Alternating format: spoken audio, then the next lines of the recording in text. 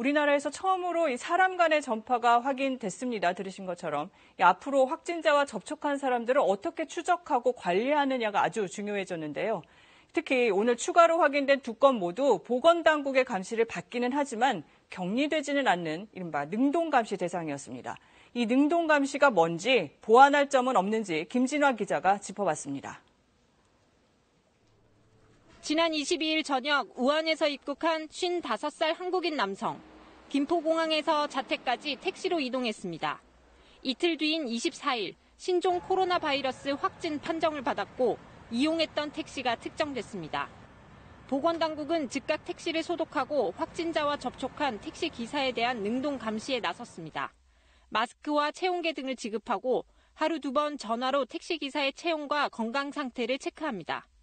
보건당국으로부터 되도록 외출을 자제해달라는 말을 듣기는 했지만 그렇다고 택시 운행을 안 할 수는 없었습니다. 생계와 직결되기 때문입니다. 한 얼마더라도 손해 볼 수는 없잖아요. 하루 법인 택시가 하루 산악금이 요즘 기본 평균 한 17만 원 정도 되거든요. 실제로 이 택시 기사는 자가격리 대상에 해당하지 않습니다. 질병관리본부는 의료시설에 격리되지 않는 능동감시 대상자 중에도 확진자와의 접촉 시간과 거리, 강도 등을 종합적으로 판단해 밀접 접촉자와 일상 접촉자로 분류합니다.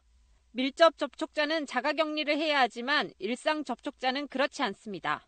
보건소가 건강 상태를 감시하긴 하지만 일상생활을 제한하지는 않습니다.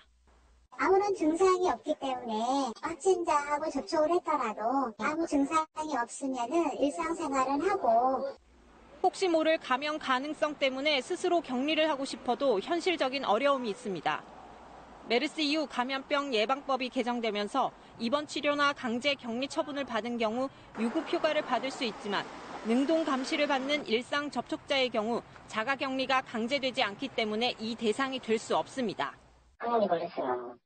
내가 이거 보조시나 다리고 성격들 태우고 다니는데 그럼 어떻게 된 거예요? 때문에 좀 더 선제적인 예방을 위해선 접촉자에 대한 유급휴가 지원 등 세심한 지원 방안이 필요하다는 지적도 나옵니다. KBS 뉴스 김진화입니다.